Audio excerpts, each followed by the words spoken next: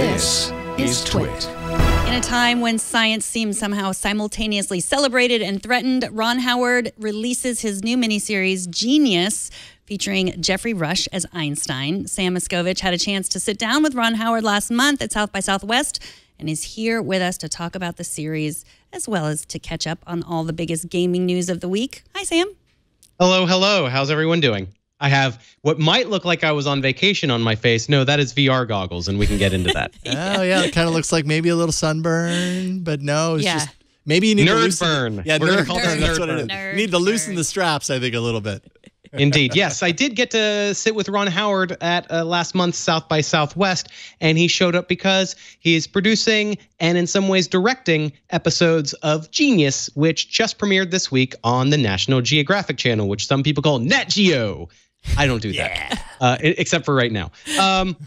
Genius is an adaptation of an existing Walter Isaacson biography about the life of Albert Einstein. You might better know Walter Isaacson as a biographer of a book about Benjamin Franklin, or probably way more likely the one on Steve Jobs. But this Einstein book he finished in, I want to say 2007. It's just been sort of sitting. It's just a lot of these sorts of life stories that Isaacson is quite good at putting together in book form.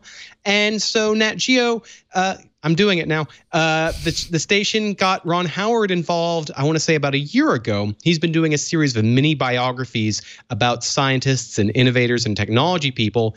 And they essentially have a deal with Imagine Entertainment, which is Ron Howard's company, to put this stuff together. And that was when Ron took sort of his experience in the very humanized stories about geeks. So Apollo 13 and A Beautiful Mind are sort of the big ones, and said, all right, let's do it with Einstein. And the series that premiered this week starts off with a Ron Howard-esque bang, with a cold-blooded murder followed almost immediately by Einstein having sex with his secretary against a chalkboard that has his own equations on it. And once they're done doing it, he then corrects the parts of the equations that got ripped off on her dress. That is not kidding. I did not learn about that in elementary school science. That is the Einstein you didn't know about. Why are we so fascinated? I was reading Gretchen Backe's book about the electrical grid, and she has all these stories about Tesla and the guy who actually discovered the light bulb. It's going out of my mind right now. Edison. I was waiting for that light bulb to appear. Edison and Tesla and like that kind of genius. And we're just like really fascinated. It seems like, especially right now, with these scientific geniuses. But I want to get to a woman that I had not heard of, Mileva Merrick, who I guess was one of Einstein's wives. Was she wasn't the secretary, was she? No, she was not. She appears because we get to see her specifically in this film, or in this series, her very earliest moment when Einstein is about to start university and meets the Serbian woman. And the scene is also very Ron Howard-esque in terms of this woman showing Einstein up. He comes in wondering why there's a woman in my physics class, and then she ends up outsmarting him in a brief conversation. And then there's a whole thing about how she's the only woman who scored higher in the math tests than Einstein had, and all this sort of thing. So we only get a brief taste of her, but the hope is that she figures more prominently on the full show. The actress Samantha Colley, who portrays her, I got to talk to her, and she was very excited and slightly intimidated by the idea of presenting this woman's story to a lot of people who may not be familiar with her as a physicist. Because when we think about theoretical physicists, the men end up being talked about more. So I'm really hopeful that she is humanized and brought out by this series in a bigger way than simply what Walter Isaacson's book happened to do about 10 years ago. But she was pretty good. I mean, there's a lot of slightly hokey stuff and a lot of really good acting, especially Jeffrey Rush, who plays the older version of Einstein, because we're bouncing back and forth between older Einstein and younger Einstein. And so the younger Einstein is facing a lot of, he's very rebellious, pushes against the system. Physics was very different, a lot more rigid, and he came in and sort of blew it up. And the older Einstein is facing a lot of anti-science rhetoric and rising fascism, which the very first episode shows him beginning the emigration process of trying to get to the United States sneakily, and J. Edgar Hoover pushing back against that. So the first episode is that sort of lots of intrigue and human interest stuff and just enough science to where I go, okay, this is teaching people things in a way that's not obnoxious and is legitimate. So I'm interested to see where it goes. I wouldn't call it a slam dunk, but I wouldn't call it a snoozer either. And it's not meant to be a full recurring series. This is just they're burning through the story in 12 or 13 episodes, and then it's done. 10? Okay. 10. Have you seen only the first one? I've only seen the first one. That's all they were willing to show me. So who knows? Whereas with American Gods, which I watched recently, they gave us 4 episodes in advance. They were a lot more confident about that, in my opinion. But Ron was very clear when I asked about, did you guys go into the editing room and squish stuff together in certain ways in the past, I don't know, 3, 4, 5 months? And they said, no, they'd wrapped all this stuff a while back, and that history tends to repeat. So in terms of the things that feel topical about anti-science rhetoric and government pushing back against scientists, they're like, nah, we've got enough examples of that to not tie it to one specific modern example. Got it. Mm-hmm. And you said you got no screeners of The Circle, so you don't have faith in that, huh? Nope. Okay. Well, I've already seen some reviews of it, and I guess it's not supposed to be that great. I liked the book. But, oh my, poor Tom Hanks. I do like that guy. I do. Quit talking about The Circle, man. Okay, I'll stop. Okay, Mario Kart. Mario Kart 8 is out. What do you think? I'm trying to think of the songs and the music from it's got a really nice soundtrack. I've been listening to it a lot. Mario Kart 8 Deluxe is called Mario Kart 8 Deluxe because it is very familiar. There is a version of Mario Kart that came out on the Wii U, which meant only about 800,000 people played, no more than that, but certainly not as many as the people who played it on the Wii or the N64 or some of Nintendo's bigger systems. The Switch, as you may have heard, it's doing pretty well, and there are a lot of people hungry for Mario Kart already, even if it happens to be one that came out a couple of years ago and is mostly just a port. It's a port. You are getting the exact same tracks that came on the original Mario Kart 8 along with its DLC. There was a season pass where you could get more tracks, and that means you're getting 48 racetracks in all, and that's the most on just a single cartridge or disc of Mario Kart ever. So that's great if they're new to you, and for a lot of people who didn't own the Wii U, they will be. There are a few things that are new. And those include battle mode, which is to say the old battle mode and the older classic, like on the N64 in particular, was skipped on the Wii U version. So that's back for the Switch. They brought it back with a bunch of modes and specific courses. It's all very nicely done. It is everything that I loved in those high school and college days for me when I was playing Mario Kart 64 battle mode with friends. So that is back. That's great. And there's also a couple of little tweaks. So if you're obsessed with Mario Kart and things like 2 item slots or pink sparks, if those weird phrases mean something to you, then you'll really like how they turn out. These little wonky tweaks to Mario Kart that weren't in the Wii U version are very welcome here. But I'd say most importantly is that you can play it on the go in a really smooth way. 720p resolution is not quite 1080p on the if you have it hooked up to your TV, you get the full 1080p signal, but it's really awesome to just be killing time and grabbing a Switch. Wow, I'm mixing up my words. Grab a Switch in your hands and it looks like the HD TV version in your hands, super smooth, super fast, and you're just kicking butt in between. I don't know, you've got a break at work, or you've got the kid, and the kid has gone on a 15-minute nap, and you have that moment.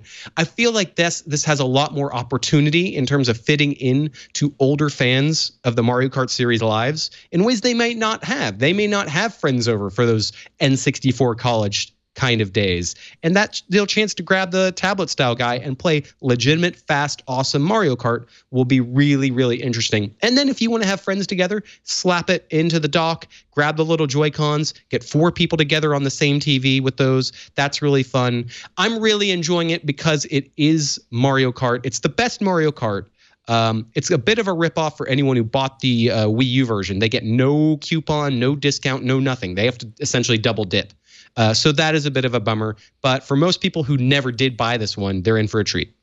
I'm a big fan of Mario Kart, so watching this video is making me really, really want this game. So I have to ask you, Zelda, Breath of the Wild, or Mario Kart 8? You have to choose one. Which do you choose? No, you don't. No, I don't have to. I'm a grown-up. I can buy all the games. They're very different. All right. I think that Zelda is absolutely phenomenal in that home or go way where you can quest for a while and then go, I'm going to do a little bit of dinky stuff on the bus or whatever. And that's fun, but it's very solitary. Mario Kart 8 Deluxe is the kind of thing where you can take the system, set it down at the bar, and then grab the little Joy-Cons in a hand. You could just do 2-player at the bar on that screen. I've done this. I love it. I love doing bar switch play where I've got a drink, I've got a buddy, I say, I'm going to destroy you, buddy. And he goes, it's on, and then set it up with the little dock mode or right there, not dock mode, tablet mode, and just the Joy-Cons work. They're not ideal, they're a little tiny, but you can totally play legitimate Mario Kart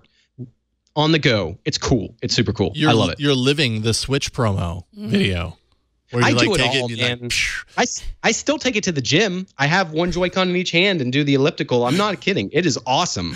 It's a great way to make like 45 minutes to an hour of cardio go by. That's a good point. Wow, that is fascinating. Okay, so something that you're not enjoying, Wilson's Heart, which is a new big budget VR game for Oculus. You're less than impressed. Tell us why. Well, I don't normally bring up games that are disappointing that you may not have heard of. However, Conan O'Brien sort of saved me some trouble because on an episode I want to say aired last night, maybe the night before, he did his Clueless Gamer segment. And he tends to take relatively big name games and diss them and make fun of them. And game makers seem to love being a part of this. Like, for whatever reason, they think Conan O'Brien crapping on their game is good PR. But I don't think this one worked out very well for Oculus. This is the one where he was frustrated. He wasn't having a good time. He kept making jokes about how he said virtual reality is just meant for sex. Like, that's all he wants to do in VR is put it on and have hot ladies around him. And I know he's playing a character and being silly, but the stuff that he didn't like is actually bad. The game, it sets you inside of a 1940s psych ward. You are, I can't remember your name, Wilson. Oh, right, Wilson, because that's the name of the game. You wake up and you're looking around, you're very confused, and you have to wander around this black and white world. Everything's black and white. And figure out what's going on and start to learn that, whoa, you have powers because someone implanted a metal mechanical heart into your chest, which you can pull out of your chest and use with your hands because you need the Oculus Touch controllers, these little handheld guys, to wave around, hold the stuff up. So you're walking around using your hands and manipulating things. Mm-hmm. The problem is that when you are using all this stuff, the Oculus Touch is not designed for walking around a full room. So you've got your hands, you can move them around, but ideally they have you set up a couple of webcams and they want you to stand still. You can kind of turn, but you're not walking around like with the HTC Vive. So what that means is in this game, when you look at this footage, if you're watching the web version, you're seeing all these sort of dynamic, crazy looking scenes where you're waving hands around and doing stuff, but you're really just standing still and then craning your neck all over your real life until you see a silhouette of yourself in the distance. That's when you tap a button and then you slowly warp into the other direction. So what that means is you don't really feel like you're in the scene. You feel the conflict between real life and virtual life is incredibly strong and it stinks. Like you're just always, I'm doing a lot of this and it's really disorienting. So I've actually felt a surprising amount of nausea while playing this that I did not expect, because Oculus lists it as a casual experience, comfortable. The idea that you can get into it and not get sick. But I'm finding I'm having to like look around a lot but keep my feet planted. That's not how I explore and look for things. Yeah. So between that and some really boring puzzles and confusing puzzles, it's just kind of a stinker. There's one other issue though. Did you know that Rosario Dawson is one of the actresses who provides a voice? Did you see anybody in that video who looked anything like Rosario Dawson? No, because I don't know what Oculus is thinking here. They hired Rosario Dawson to play a white woman. And Rosario Dawson's character, this white woman, stands next to a black man throughout the entire experience. These other sort of non-player characters, these helpers appear showing up, standing next to each other. And I look at this and I'm just like, what? How can you not stop and breathe and go, this is an incredibly famous person who's on every Netflix Marvel series is known. You'll recognize her voice immediately.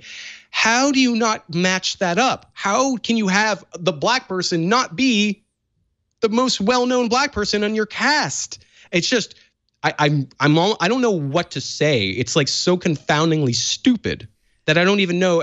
Offended is not the right word. Just blown away. Good job, Oculus. Way to blow that. That's just it. Like, yeah. Flabbergasted, perhaps. That's a good word. Yes, I'm the F word.